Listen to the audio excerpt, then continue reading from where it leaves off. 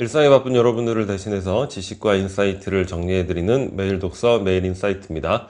오늘은 실력보다 안목이다. 이 책에 대해서 한번 살펴보도록 하겠습니다. 우리 채널 제목이 인사이트가 들어가잖아요. 그래서 이 책은 다양한 사업에 대한 인사이트를 다루고 있는 책입니다. 사업을 하려면은 꼭 봐야 될 책이고, 그리고 이 책을 읽으면 막 사업 욕구가 막 강렬하게 일어나게 되는 그런 효과를 얻을 수가 있죠. 저도 마찬가지인데 우리 그런 생각 많이 하죠. 할 게 없어. 왜냐? 이제는 뭐 정보가 너무 오픈돼 있고 각 분야에 많은 사람들이 경쟁을 하고 있기 때문에 야, 더 이상 뭐 새롭게 할 게 없다. 이런 생각을 많이 하게 되는데 제가 이 책을 보면서 생각을 바꾸게 됐습니다. 할 게 없는 게 아니라 할 게 오히려 더 많아지는 그런 시대에 우리가 살고 있다. 왜냐? 새로운 제품이나 서비스들이 많이 나오기 때문에 그 안에서 또 새로운 니즈나 불만들이 계속 새롭게 생성될 수밖에 없다는 거죠. 그런 것들이 모두 이제 사업의 기회가 될 수 있다는 거예요. 그래서 우리가 이 책에서 이야기하는 안목, 인사이트, 그러니까 해안이 되겠죠. 지혜.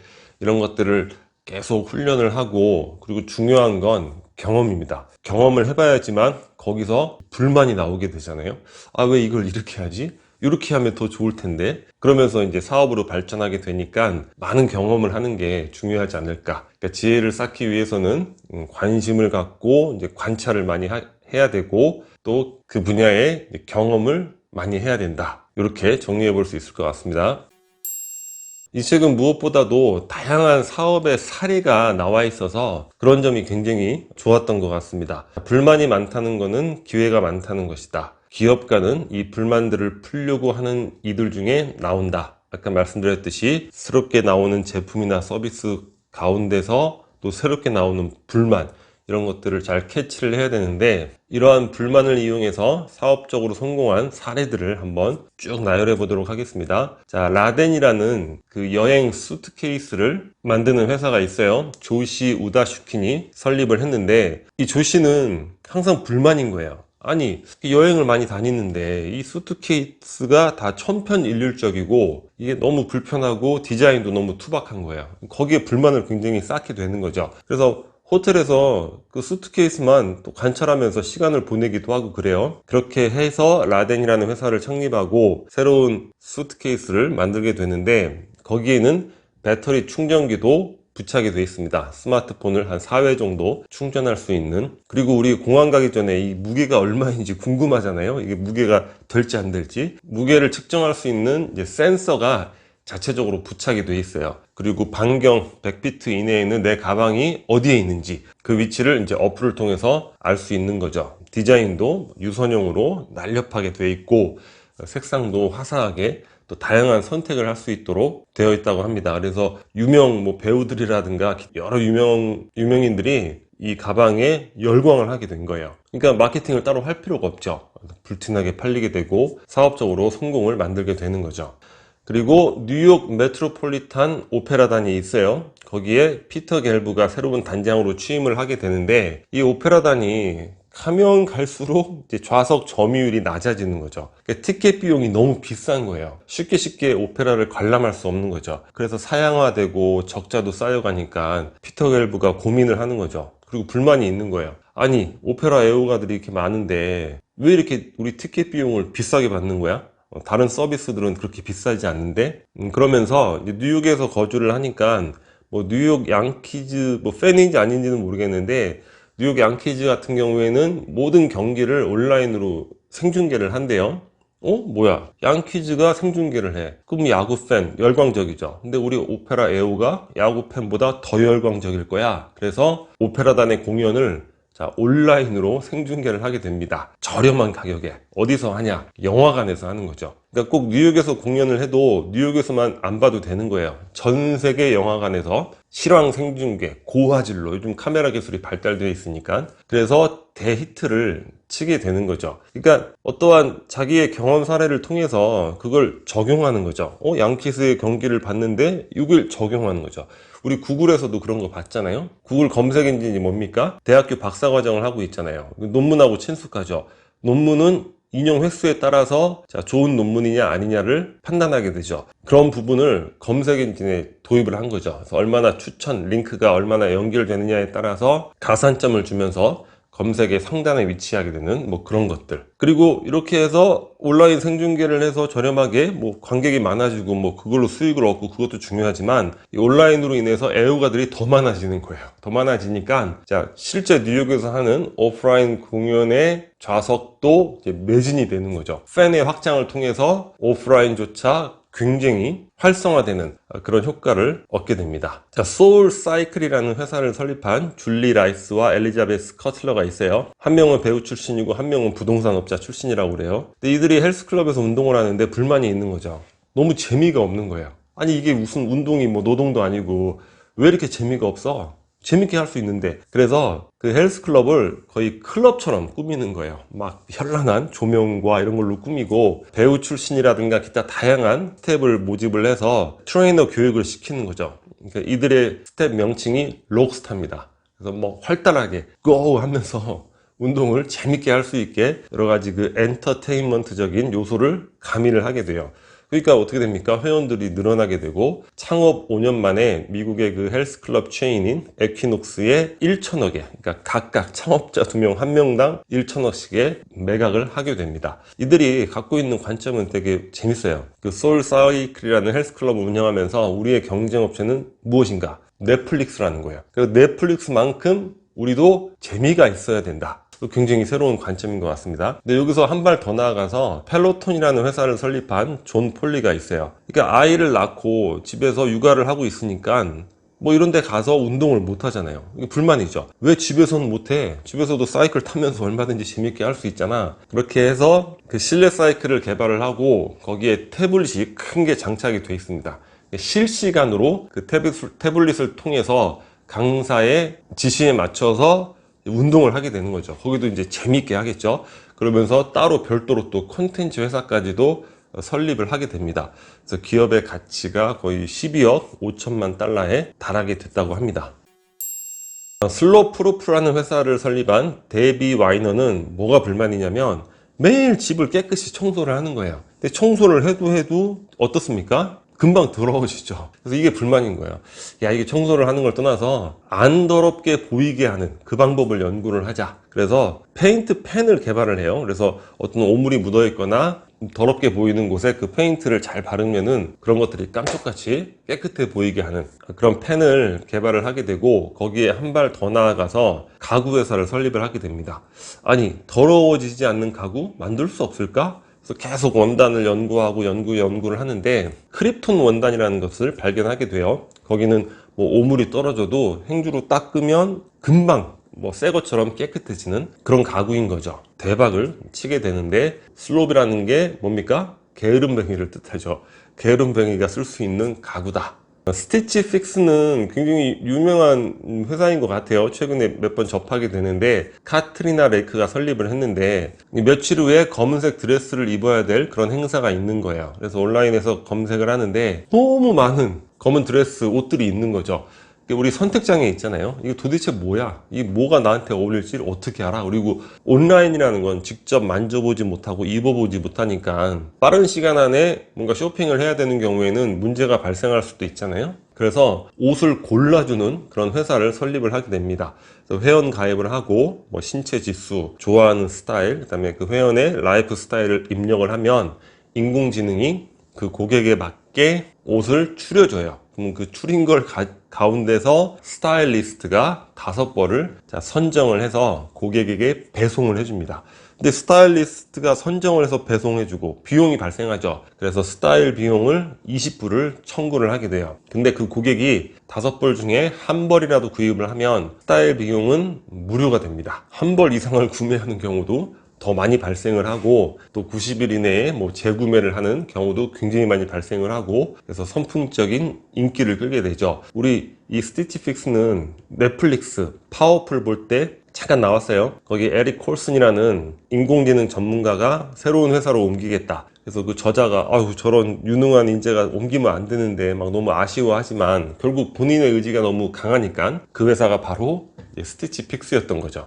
언더아머라는 스포츠 의류 브랜드가 있는데 뭐 아시는 분들은 다 아실 거예요. 케빈 플랭크가 설립을 했습니다. 나이키, 아디다스하고 더불어서 굉장히 유명한 그런 스포츠 의류 브랜드죠. 이 케빈은 본인 스스로가 그 운동 스포츠 선수 출신이에요.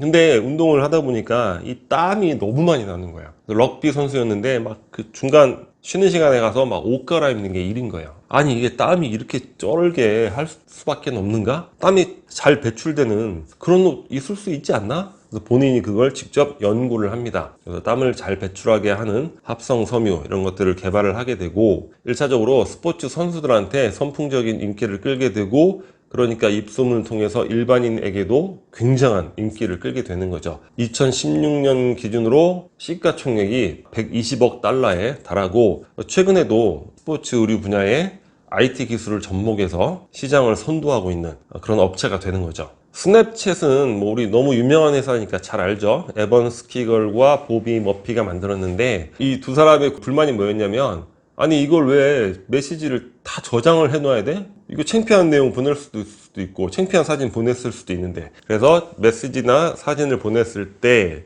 그 수신자가 확인을 하면 1초에서 10초 내로 그것도 설정이 가능하죠. 메시지나 사진이 사라지는 그런 인스턴트 메신저를 개발을 하게 됩니다. 스냅챗. 10대들에게 선풍적인 인기를 끌죠. 2017년도에 이제 상장을 했고 이 회사 내부 직원들 최소 100명 이상이 백만장자가 됐다는 거예요. 우버 뭐 너무 유명한 회사죠. 설립자 트래비스 캘러닉이 파리에서 택시 잡다가 너무 택시가 안 잡히는 거예요. 불만이 생기는 거죠.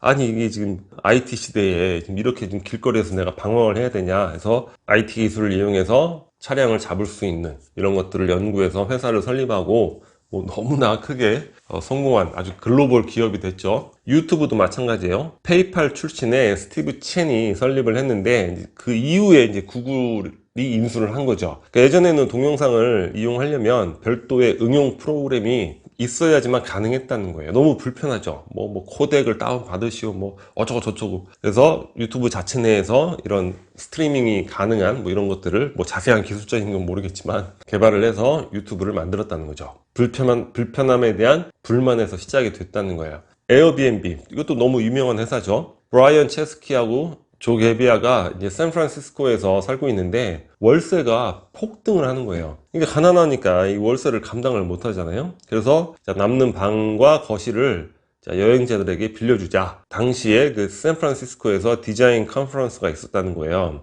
그래서 방을 빌려줬는데 그때 거기서 머물렀던 사람들과 의기투합이 돼서 야 이거 좋은 비즈니스다 이렇게 인맥도 쌓고 얼마나 좋냐 굉장히 뭐 친하게 돼가지고 같이 회사를 설립한 게 에어비앤비가 된 겁니다. 집값이 오른 것에 대한 불만 그리고 뭡니까? 아니 남는 공간들이 전 세계 다 모든 집들에 있는데 그런 것들을 이용하면 얼마나 좋은가 이런 것들에 대한 관찰과 불만 뭐 이것도 되겠죠. 지비츠라는 회사를 이제 쉐리 슈멜저가 설립을 했는데 크록스 다 아시죠? 굉장히 편리한 신발이잖아요. 그러니까 이 쉐리가 크록스 마니아예요. 너무 편리하고. 근데 불만이 뭐냐면 아니 편리한 건 좋은데 디자인이 너무 후지다는 거예요. 그래서 본인 스스로가 아이들을 위해서 그 크록스에 달 수 있는 뭐 나비 매드, 뭐 단추 이런 액세서리를 만들다가 주변의 반응이 좋으니까 아예 회사를 설립하게 됩니다. 크록스 전용 액세서리를 만드는 그런 회사가 되는 거죠. 이게 어떻게 될까요? 나중에 크록스의 1천만 달러의 인수가 되는 거예요. 그리고 인수된 이후에도 쉐리는 그 회사의 CEO로서 또 일을 하게 되고 이런 것들 우리가 얼마든지 모방해 볼 수 있는 그런 비즈니스가 되겠죠. 뭐 홀라호프 호주에 갔더니 애들이 뭐 대나무 가지고 이렇게 막 돌리고 놀고 있다는 거예요. 그래서 저게 뭐지? 일반인들은 다 지나쳤는데 이 홀라호프 회사를 만든 이는 저거 괜찮네? 관찰하고 관심을 갖고 그래서 그거를 플라스틱으로 되게 단순하잖아요. 플라스틱 링이잖아요. 근데 2달 만에 2,500만 개를 팔게 됩니다. 어마어마한 회사가 되는 거죠.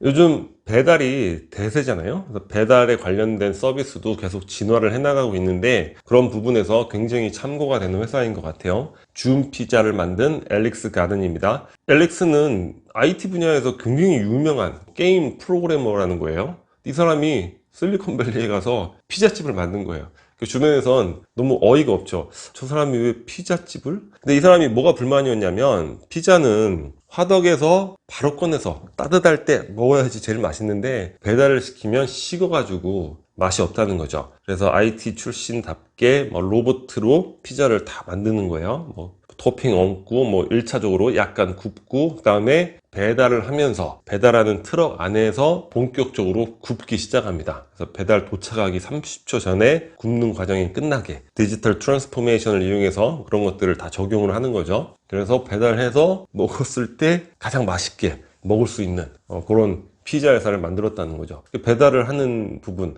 배달은 앞으로 계속 진화가 될 거니까 이런 부분들도 한번 우리가 아이디어로서 응용해 볼 수 있지 않을까 이런 생각을 해봅니다. 이외에도 뭐 무수한 사례가 많이 나와요. 굉장히 또 인상적이었던 게 워싱턴 포스트를 그 아마존의 제프 베조스가 인수를 한 거예요. 근데 이 오프라인 신문 매체가 굉장히 그 사양길이잖아요. 누구도 거들떠 보지 않는 거죠. 아유, 저건 사양의 길이야. 근데 제프 베조스, 아무리 천하의 제프 베조스라고 하더라도 저걸 어떻게 하려고? 근데 제프 베조스가 아주 훌륭하게 살려낸 거죠. 생각하지 못했던 그런 방식으로 새롭게 사업을 부흥시킬 수 있다는 거. 그런 것들에 대한 굉장한 통찰을 얻게 되는 거죠. 그래서 그 이후에 뭐 뉴욕 타임즈도 그대로 이제 벤치마킹을 해서 따라하고 이런 부분들이 나오죠. 뭐 스티브 잡스에 대한 제품의 인문학적 요소를 가미해서 의미 부여 이런 것들의 거의 천재적인 수준이죠. 일론 머스크는 뭐 두말할 나위도 없고 또 빌 게이츠가 뭐 90년대 후반에 예언했던 것들이 지금 대부분 구현되고 있다는 부분들, 그런 통찰에 관련된 부분들, 엘빈 토플러의 뭐 통찰에 관련된 부분들, 이런 부분들도 굉장히 흥미롭게 읽을 수 있는 책이었던 것 같습니다. 전체적으로 저는 가장 좋았던 게 다양한 기업들의 사례가 나왔다는 거예요. 아, 이런 작은 불만에서 이런 사업들이 파생될 수 있구나. 그러니까 막 사업에 대한 욕구가 막 불끈불끈 막 솟아나고 그랬는데, 여튼 중요한 거는 아까 말씀드렸듯이 이제 관심을 갖고 이제 관찰을 잘 해야 될 것이고, 그런 과정에서 이제 깊이 있는 인사이트가, 통찰력이 생기겠죠. 그리고 무엇보다 중요한 게 뭡니까? 경험을 많이 해야 된다는 거예요. 그러니까 자기의 경험에서 다 나온 거 아니에요? 이게 무슨 뜬금없이 사색해서 나온 사업이 아니잖아요. 자기가 깊이 경험한 부분들, 그러니까 불만이라는 게 자기가 깊이 경험하지 않고서는 불만이 나오지 않는 거죠. 그리고 대부분의 사람들은 그 불만을 그냥 인내하면서 당연한 것으로 받아들여 가게 되는데, 여기 나온 이런 성공자들 그렇지 않다는 거죠. 그런 자세들에 대해서도 한번 생각해 볼 필요가 있을 것 같습니다. 오늘 영상은 여기서 마치도록 하겠습니다. 위 캐리커처가 구독 버튼이고요. 구독과 좋아요 많이 부탁드리겠습니다. 감사합니다.